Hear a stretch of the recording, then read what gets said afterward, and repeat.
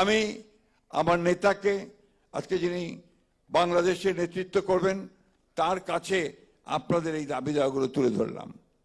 কিন্তু এই দাবি দাওয়াগুলো পূরণ করা তখনই সম্ভব হবে যখন আমি আমার নেতাকে রাষ্ট্র পরিচালনার দায়িত্ব দিতে পারবো। সেই ব্যাপারে কি আপনারা আজকে কথা দিচ্ছেন? আমি কথাটা শুনতে চাই আপনাদের কাছে।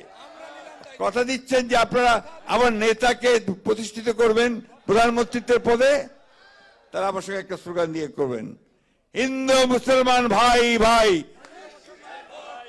হিন্দু মুসলমান ভাই ভাই, পতুয়া মুসলমান ভাই ভাই। এটা মনে রেখে আসুন আমরা সামনের দিকে আমার নেতা তারেক রহমানের নেতৃত্বে এগিয়ে যাই।